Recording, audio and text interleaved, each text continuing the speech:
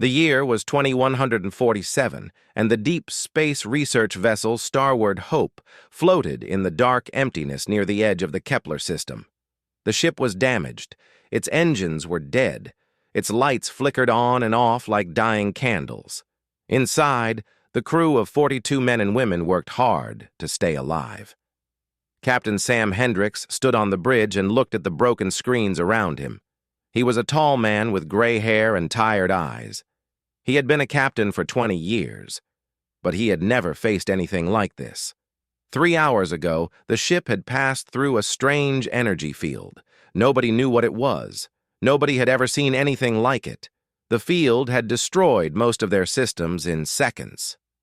Katie Morris sat at the communications console. She was young, only 26 years old, but she was one of the best communications officers in the fleet. Her fingers moved fast across the broken keyboard as she tried to send a distress signal. Sparks flew from the damaged wires, but she did not stop. "Captain," she said without looking up, "I can get a signal out, but I do not know if anyone will hear it. We are very far from Earth, very far from anyone." Sam nodded slowly. He knew the truth. They were alone out here. The nearest human ship was weeks away. Help would not come in time. Ben Crawford, the chief engineer, climbed up from the lower decks.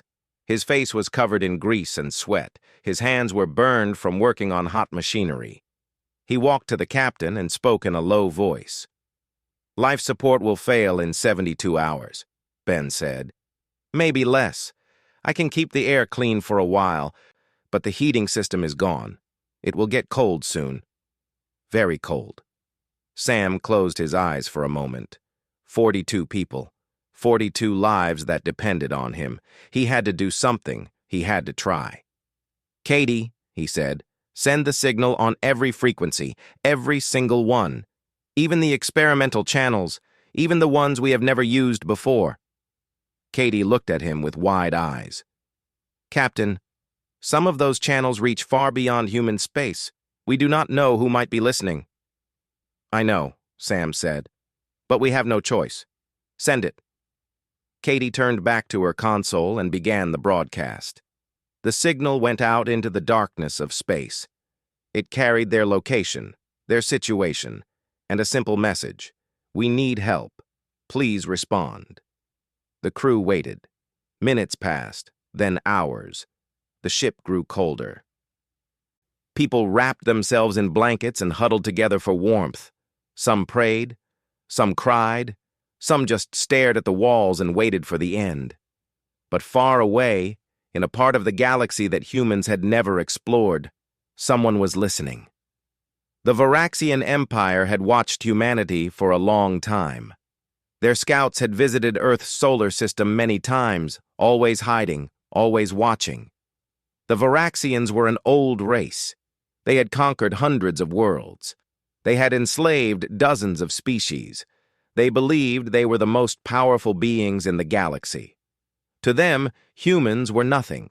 Weak, primitive, soft creatures who fought among themselves and wasted their potential. The Varaxians had planned to conquer Earth one day, but they were in no hurry. Humans were not a threat. They could wait. High Commander Zeltos sat in his throne room on the Varaxian homeworld.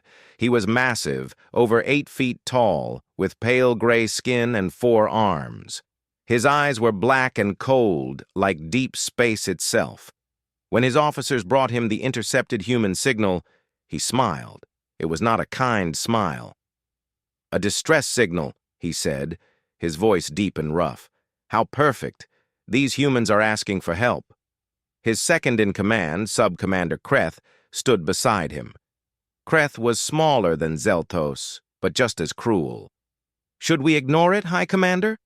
They are far from their home. They will die soon anyway." Zeltos shook his head slowly. "No. This is an opportunity. We will answer their call.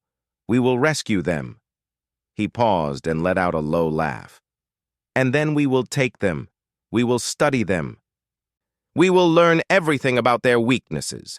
When we finally invade their world, we will know exactly how to break them." Kreth bowed his head. "A wise plan, High Commander. I will prepare a scout ship." On the Starward Hope, the crew had almost given up hope. The temperature inside the ship had dropped below freezing. People could see their breath in the air. Some of the older crew members had stopped moving. They sat still, saving their energy, preparing for the end. Then Katie Morris saw something on her screen. At first, she thought it was a mistake. She checked the readings again, then again. Her heart began to beat faster. "Captain," she said, her voice shaking, "I am receiving a response. Someone answered our signal." Sam rushed to her side. He looked at the screen and saw the data. A ship was coming. A ship was actually coming to save them. "How long?" he asked. "A few hours," Katie said. "They are moving very fast." The news spread through the ship like fire. People laughed. People cried with joy. They hugged each other and thanked God and celebrated their rescue. After all their suffering, someone had heard them. Someone was coming to help. Sam Hendricks stood alone on the bridge and watched the approaching signal on the screen. He should have felt happy. He should have felt relief. But something bothered him. Something felt wrong. The ship that was coming was not using any frequency he recognized. It was not following any human communication protocol. And it was moving faster than any human ship could possibly move. "Katie," he said quietly, "can you identify the ship? Can you tell me who they are?" Katie worked at her console for a long moment. Then she looked up at him with confusion in her eyes. "I cannot identify them, Captain. Their technology is completely unknown. I have never seen anything like it."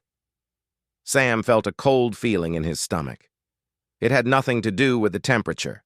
He had sent a signal into the unknown, and something unknown had answered.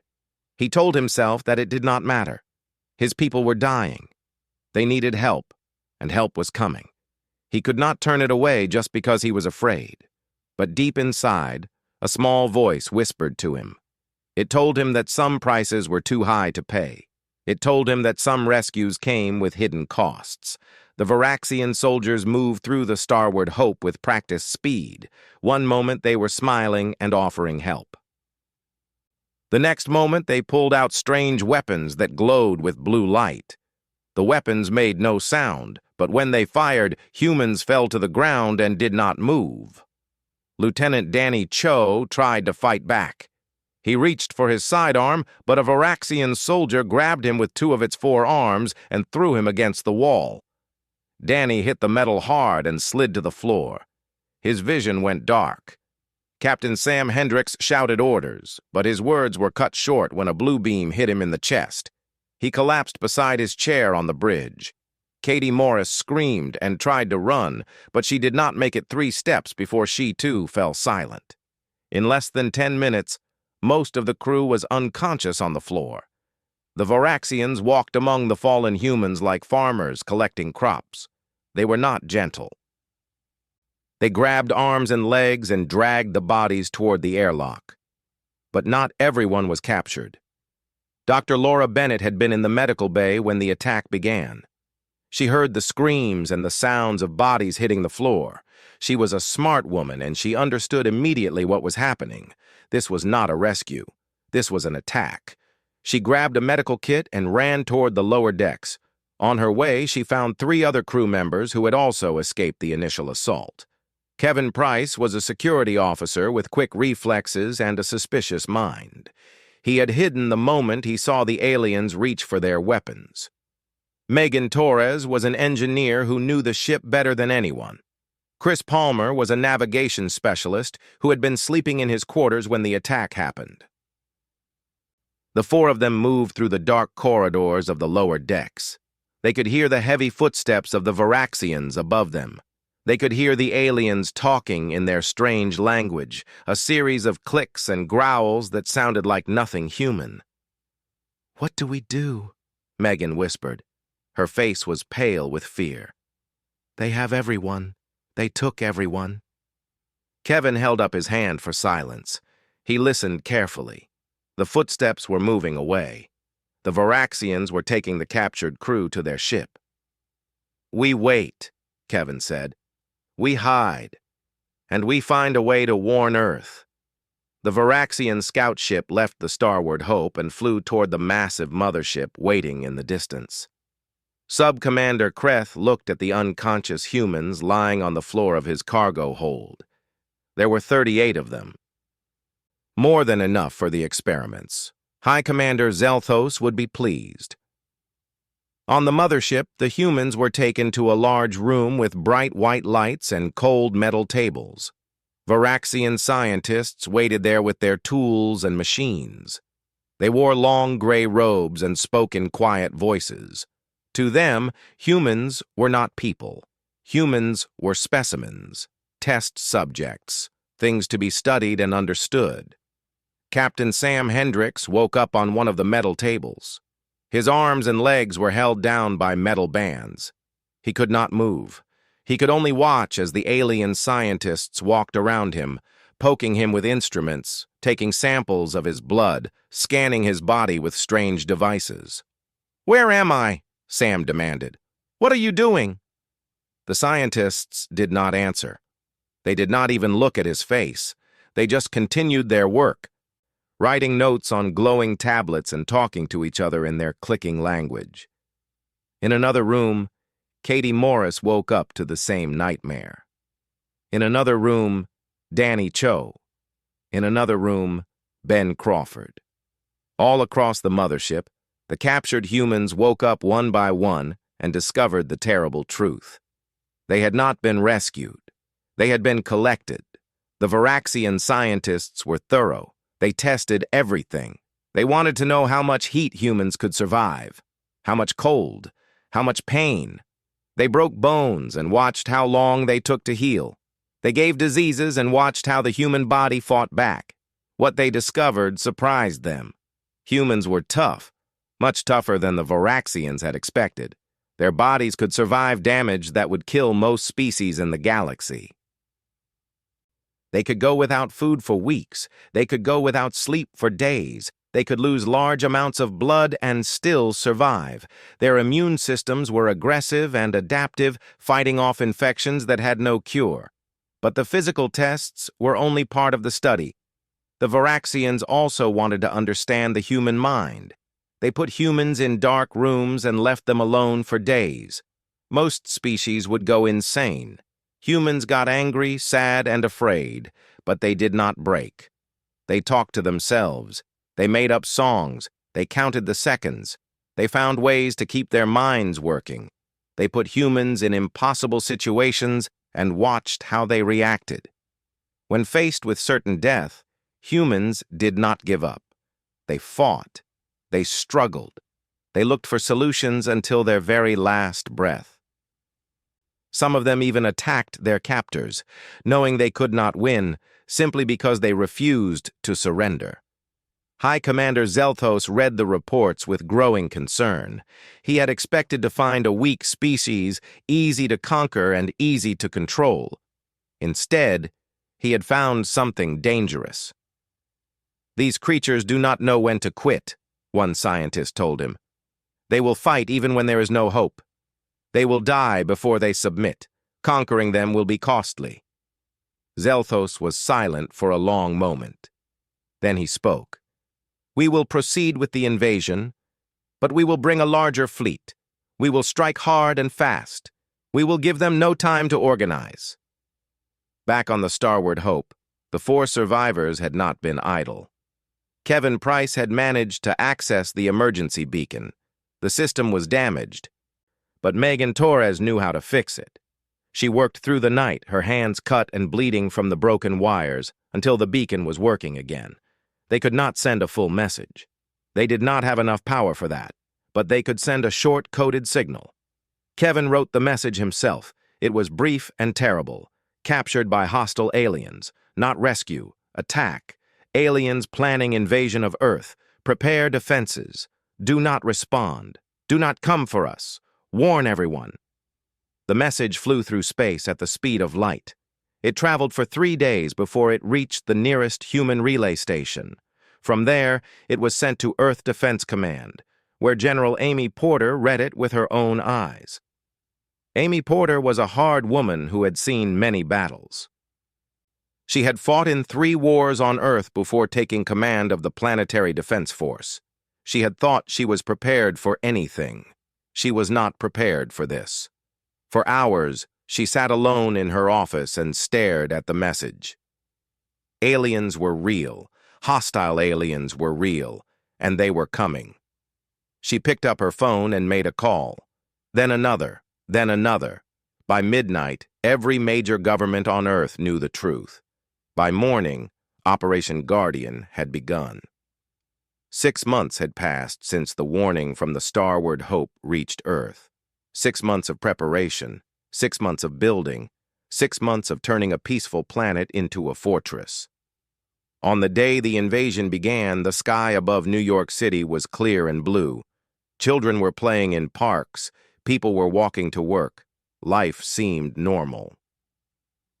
But everyone knew that normal was a lie. Everyone knew what was coming. The first sign was a flash of light near the moon, then another flash, then hundreds of flashes, like stars being born and dying in seconds. Admiral Ryan Campbell stood on the bridge of the flagship Resolute and watched his screens fill with red dots. Each dot was an enemy ship. There were 300 of them. All ships, battle stations, he said calmly. His voice was steady even though his heart was pounding. This is what we trained for. This is what we built for. Today we show them what humanity can do. Commander Nicole Grant stood beside him. She was a small woman with sharp eyes and a brilliant mind. She had designed Earth's defensive strategy herself. Every ship position, every weapon placement, every battle plan had come from her brain. They are forming attack groups, she said, watching the enemy fleet. Standard conquest formation. They expect to overwhelm us with numbers. Ryan nodded.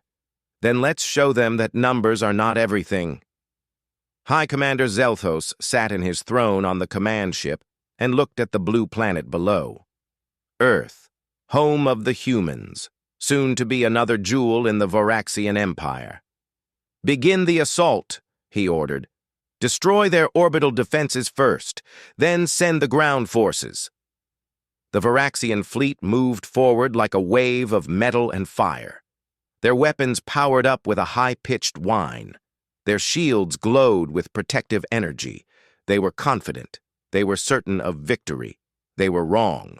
The first Voraxian ships to enter range were met with a storm of missiles, not ordinary missiles.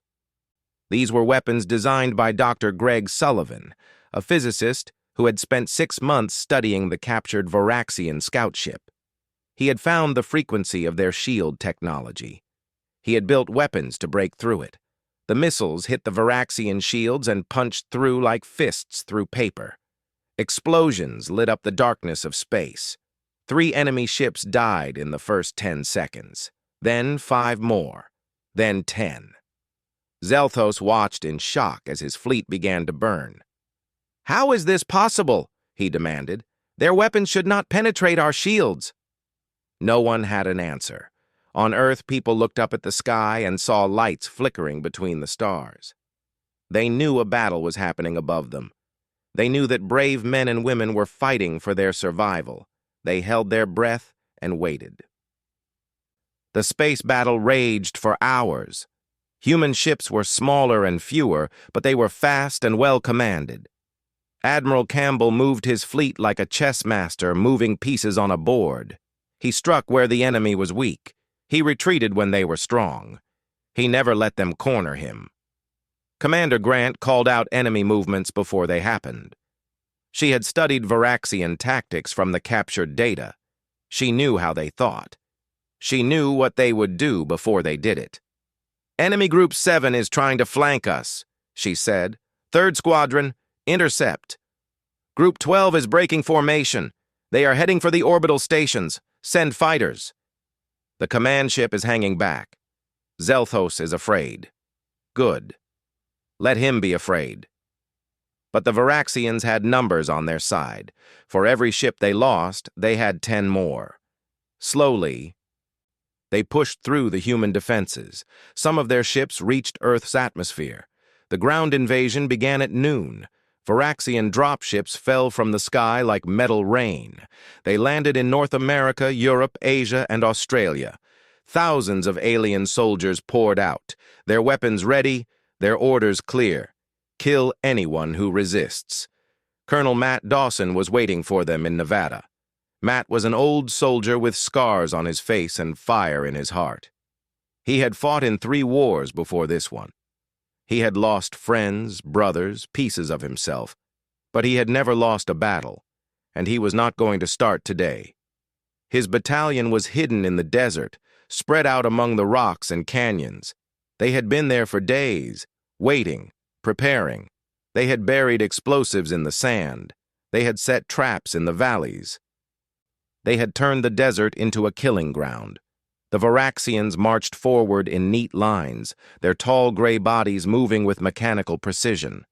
They expected the humans to run. They expected fear and panic and surrender. Instead, the ground exploded beneath their feet. The first wave of aliens vanished in fire and smoke. Before the survivors could recover, bullets began flying from every direction.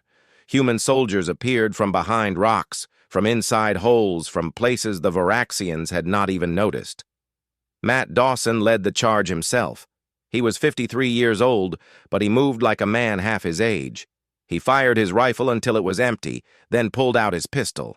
When that was empty, he picked up an alien weapon from a dead enemy and kept fighting. "They bleed!" he shouted to his soldiers. "They die!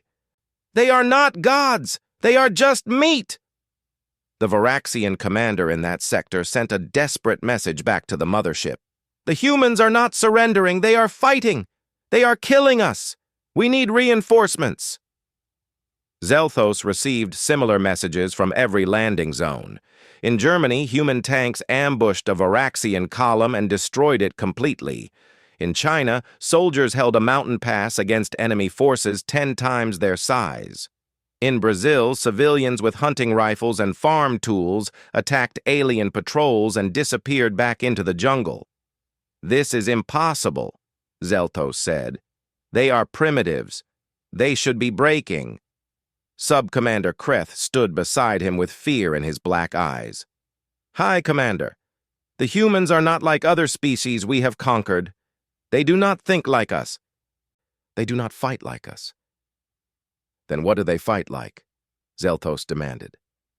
Kreth was silent for a long moment. When he spoke, his voice was quiet. "They fight like they have nothing to lose. They fight like every moment might be their last. They fight like death does not scare them." In the skies above Earth, the battle continued. Human pilots flew their fighters with reckless courage. They chased enemy ships through clouds and storms. They attacked vessels many times their size. They died, but they took the enemy with them. Lieutenant Alex Carr was 24 years old. He had dreamed of being a pilot since he was a child. He had trained for years, worked hard, earned his wings. Now he was flying through the biggest battle in human history with enemy fire all around him. His fighter was damaged. One engine was gone. His weapons were almost empty, but ahead of him he could see a Varaxian carrier ship. It was launching more dropships, sending more soldiers to the Grow. The invasion was 2 weeks old, and the Varaxians were learning the true cost of war with humanity. High Commander Zelthos stood in his command center and stared at the maps on his screens. Red marks showed where his forces had landed. Black marks showed where they had been destroyed. There were too many black marks. Far too many. He had expected Earth to fall in days. Instead, his army was bleeding. Every city they took cost them thousands of soldiers. Every road they traveled was lined with traps. Every night brought attacks from humans who appeared from nowhere and vanished like ghosts. In occupied Paris, Varaxian soldiers were afraid to walk the streets alone. French resistance fighters had turned the city into a maze of death. They attacked from rooftops, from sewers, from inside buildings that looked empty. They killed and disappeared before the aliens could react. In Tokyo, Japanese defenders had rigged entire neighborhoods with explosives. When the Varaxians entered, the buildings fell on top of them. Thousands died in a single morning. In Moscow, Russian soldiers fought in the frozen streets with a fury that shocked even the most hardened Varaxian veterans. They charged enemy positions with nothing but knives when their ammunition ran out. They did not retreat. They did not surrender. They died where they stood, and they took enemies with them. Intelligence officer Diane Fletcher sat in a bunker beneath Washington, D.C., and coordinated the global resistance. She was a quiet woman with glasses and gray hair, but her mind was sharper than any weapon. Every attack, every ambush, every act of sabotage across the planet passed through her hands. Team 7 in London has destroyed the enemy supply depot, a young officer reported to her. Good, Diane said. Tell Team 12 in Sydney to hit the communication hub tonight, and send word to the cells in occupied zones. Keep the pressure on. Never let them rest. The Varaxians could not understand how humans kept fighting. They had conquered dozens of species across the galaxy. None of them had resisted like this. None of them had refused to break. But what truly frightened the aliens was happening in space. Admiral Campbell had reorganized his fleet and launched a counterattack. Human ships struck Varaxian positions across the solar system. They hit supply convoys, they destroyed fuel stations, they attacked lonely patrol ships and disappeared before reinforcements arrived. The Varaxians were hunters who had become the hunted. On the prison ship Vorax 9, Dr. Laura Bennett heard the sounds of battle. She had been a prisoner for 6 months. She had been tested, examined, and treated like an animal. But she had survived. She had kept her mind sharp and her spirit strong. When the rescue came, she was ready. A team of human soldiers had boarded the ship in a daring raid. They fought through corridors filled with Varaxian guards, cutting their way toward the prisoner cells. When they reached Laura, she did not cry or collapse with relief. She grabbed a weapon from a fallen alien and joined the fight. "Let's go," she said to the soldiers. "I have information that will win this war." Back on Earth, Laura was taken directly to General Amy Porter. She told them everything she had learned. The Varaxian experiments, their weaknesses, their fears, and most importantly, their command structure. "They depend completely on their high commander," Laura explained. "Zelthos controls everything. Every decision, every order, every movement comes from him. The Varaxians are trained to obey, not to think. If Zelthos dies, their whole fleet will fall into chaos." General Porter looked at her with hard eyes. "Can we kill him?" "It will not be easy," Laura said. "His ship is heavily guarded. But yes, it can be done." The plan was called Operation Thunderstrike. It was dangerous, desperate, and probably suicidal. The perfect kind of plan for humans. Captain Kevin Price would lead the strike team. He was the same man who had escaped the Starward Hope and sent the warning to Earth. He had waited 6 months for this chance. 6 months to make the aliens pay for what they had done. His team was small but deadly. Tony Marsh was a demolitions expert who could make a bomb out of anything. Beth Owens was a cyber warfare specialist who could hack any computer system. 5 other soldiers completed the group, each one chosen for their skills and their willingness to die. They loaded into a captured Varaxian shuttle and flew toward the enemy mothership. The alien codes that Laura had provided got them past the first security checks. The uniforms they had taken from dead enemies got them past the second. "Remember," Kevin said to his team as they entered the mothership, "we have one chance. We find Zelthos, we kill him, and we get out. If we cannot get out, we make sure he dies anyway. Earth is counting on us." The mothership was enormous, a floating city of metal and darkness. Thousands of Varaxian soldiers walked its corridors. Hundreds of scientists worked in its laboratories. And at the center of it all, in a throne room of black stone and cold light, sat High Commander Zelthos. Kevin's team moved like shadows. They avoided patrols. They hid in empty rooms. They killed silently when they had to. Beth hacked door after door, opening paths that should have been impossible. But the Varaxians were not stupid. Alarms began to sound. Soldiers began to search. The team was discovered. "Go!" Kevin shouted. "I will hold them here! Finish the mission!" Tony grabbed his arm. "We are not leaving you!" "Captain." "That is an order." Kevin pushed him away. "Kill Zelthos. Nothing else matters." Kevin Price stood alone in a narrow corridor and faced the oncoming Varaxian soldiers. He had one rifle, 2 pistols, and a grenade. The enemy had hundreds of troops. He smiled. "Come on, then," he whispered. "Let's see who dies first." The rest of the team ran. They ran through corridors and upstairs and past doors that Beth opened just in time. Behind them, they heard gunfire. They heard explosions. They heard Kevin Price selling his life as dearly as possible. They reached the throne room. Zelthos was waiting. He was surrounded by his personal guards, the best soldiers in the Varaxian Empire. His forearms held weapons that could kill a human in a single shot. "You are brave," Zelthos said, looking at the small group of humans before him. "Brave and foolish. You cannot win." Tony Marsh stepped forward. He was holding something in his hands. It looked. The final battle for Earth lasted 12 hours. Without High Commander Zelthos, the Varaxian fleet fell apart. Ships that had fought as one now fought alone. Captains who had followed orders without question now had no orders to follow. Some tried to retreat. Some tried to surrender. Some fought to the death because they did not know what else to do. Admiral Ryan Campbell gave them no mercy. Human ships attacked from every direction. They struck the scattered enemy fleet with missiles, lasers, and pure determination. They chased fleeing Varaxian vessels through asteroid fields and around moons. They destroyed troop carriers before they could escape. They made sure the invaders paid for every life they had taken. On the ground, the tide turned just as quickly. Varaxian soldiers received no new orders from their dead commander. They stood in their positions and waited for instructions that never came. Human forces did not wait.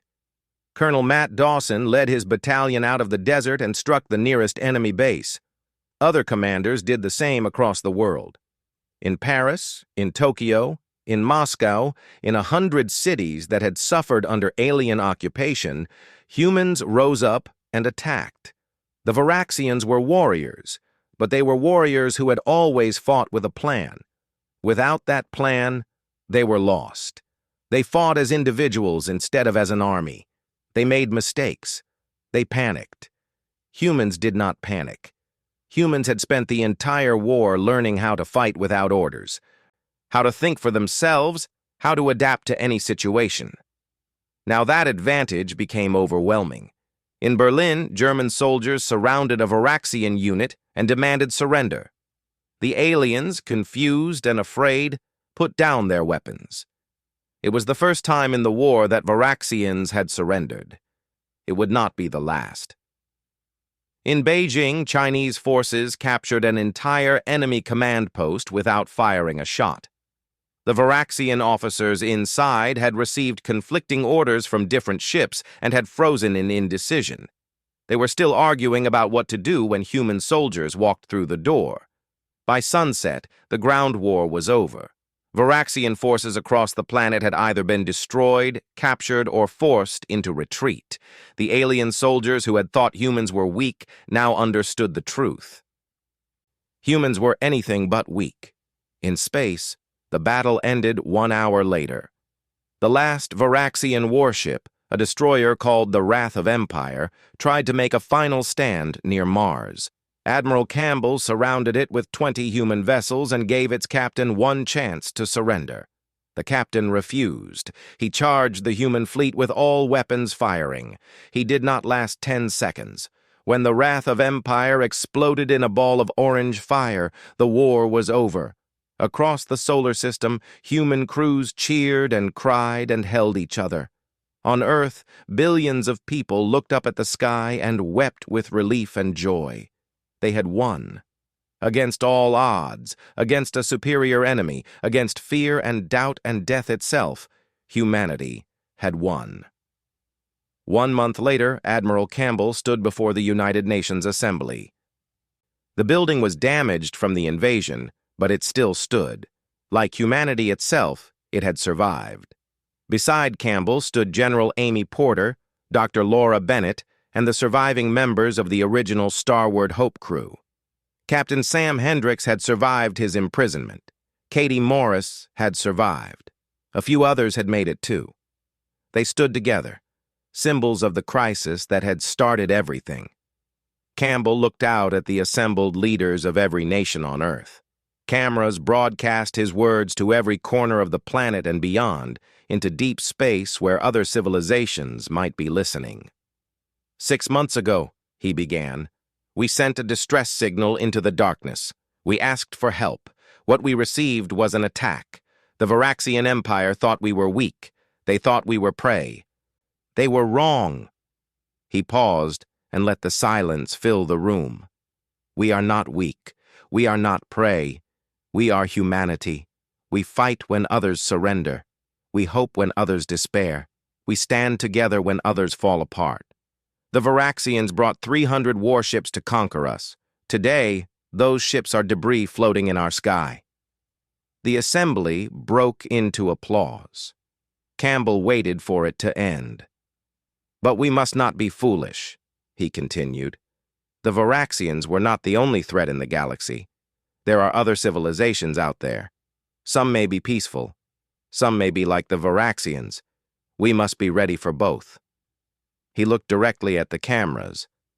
To any civilization watching this message, I say this. We welcome friendship. We welcome trade. We welcome peace. But if you come to conquer us, if you come to enslave us, if you come to destroy us, you will fail. Earth will never fall. Humanity will never kneel. In the audience, Sub-Commander Kreth sat in chains. He was the highest-ranking Varaxian to survive the war. He had been captured when his ship surrendered, and now he waited to face justice before an international tribunal. When asked to speak, he stood slowly. His black eyes looked tired. His gray skin had lost its color. He was not the proud warrior who had boarded the Starbound Hope all those months ago. You asked what I learned from this war, he said, his voice translated by a human device. I learned fear, true fear, the kind I had never known before. He looked at the humans around him. Leaders, soldiers, civilians, all of them watching him with hard eyes.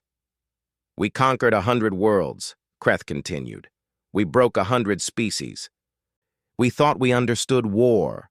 We thought we understood strength. We understood nothing. He lowered his head. Humans do not fight like any species we have faced.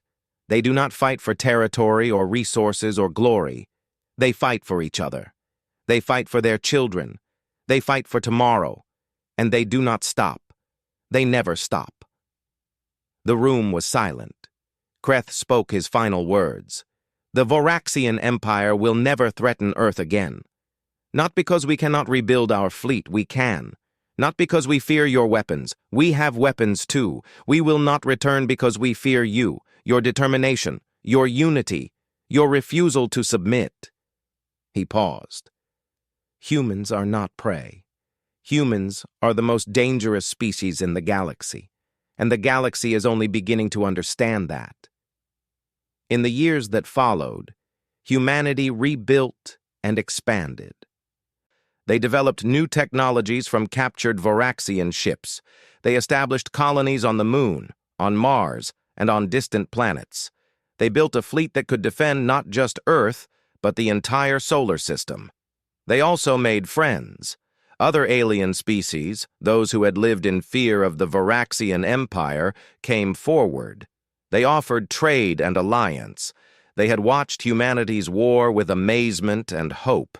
If humans could defeat the Varaxians, perhaps the galaxy could finally be free. Captain Sam Hendricks was promoted to admiral. He spent the rest of his career commanding deep space exploration missions, searching the galaxy for new worlds and new allies. He often thought about the day he had sent that first distress signal, the day that had changed everything. One night, on the bridge of his new flagship, he looked out at the stars and spoke to no one in particular. "We called for help," he said softly, "and when no help came, we helped ourselves. We turned a moment of weakness into our greatest strength. That is what humans do. That is who we are." Beside him, Katie Morris smiled. She had followed him through the entire journey, from prisoner to officer to hero. "And we will keep doing it," she said. "Whatever comes next." Sam nodded. Whatever came next, humanity would be ready. They had faced extinction and survived. They had faced an empire and won. They had sent an SOS into the darkness and emerged stronger than ever. The universe was vast and full of danger. But humanity was no longer afraid. They had earned their place among the stars, and the galaxy would never forget it. Like a small metal box. "You are right," Tony said. "We cannot win, but we can make sure you lose." He pressed a button. The box was not a weapon. It was a signal that reached the human fleet waiting outside the mothership. A signal that told Admiral Campbell exactly where Zelthos was standing. 10 seconds later, a nuclear missile hit the throne room. Tony and the team died in the blast. So did Zelthos. So did hundreds of Voraxian soldiers. On the Resolute, Admiral Campbell watched the mothership burn. His eyes were wet, but his voice was steady. "All ships," he said. "The enemy commander is dead. Full attack. End this war." The human fleet surged forward, and across the galaxy the Voraxian forces fell into chaos, just as Laura had predicted. Without Zelthos, they did not know what to do. They did not know how to think. They only knew how to die. And humanity was happy to teach them. If it was not stopped, thousands more aliens would land on Earth. Alex made his decision in less than a second. He pushed his engines to full power. Warning lights screamed at him. His damaged ship shook and groaned, but he did not stop. He flew straight at the carrier, faster and faster, until he could see the alien crew through the windows of his cockpit. He smiled, and he said one word: "Humanity." His fighter hit the carrier's engine core and exploded. The blast tore through the alien ship and ripped it apart from the inside. When the fire cleared, there was nothing left but debris. On the Resolute, Admiral Campbell lowered his head for a moment of silence. Then he looked up and spoke to his fleet. "Alex Carr just showed us what one human can do," he said. "Now let's show them what all of us can do together. All ships, full attack. Give them everything we have." The human fleet surged forward with renewed fury. They were outnumbered. They were outgunned. But they were not beaten. They were just getting started. Factories that made cars began making tanks. Factories that made phones began making weapons. Scientists who studied medicine began studying alien biology. Engineers who built buildings began building bunkers. The entire planet shifted from peace to war in a matter of weeks. And in the cold darkness of the Varaxian mothership, Captain Sam Hendricks lay on his metal table and waited. He did not know if his crew had survived on the ship. He did not know if anyone had received their warning. He did not know if he would ever see Earth again. But he knew one thing. If the aliens thought humanity would be easy to conquer, they were about to learn a very painful lesson. Sam smiled despite his pain. He had faith in his people. He had faith in humanity. Whatever was coming, Earth would be ready. The Voraxians had made a terrible mistake. They had answered a distress call and found what they thought was prey. They would soon discover that they had found something far more dangerous. He ignored the voice. He had no choice. When the Voraxian scout ship arrived, it was unlike anything the humans had ever seen. It was smooth and silver, shaped like a teardrop, with no visible windows or weapons. It moved without sound and stopped beside the Starward Hope like a predator watching its prey. Lieutenant Danny Cho led the greeting party. He was a young officer with a friendly face and an open heart. He believed in the goodness of the universe. He believed that any species advanced enough to travel the stars would be peaceful and kind. He was wrong. The airlock opened, and the Voraxians stepped aboard. They were tall and terrifying, with gray skin and black eyes and more arms than any human had, but they spoke softly. They smiled. They promised help and safety and rescue. Danny welcomed them. The crew welcomed them. Everyone was so grateful, so relieved, that nobody noticed the hungry look in the aliens' eyes. Nobody noticed until it was too late.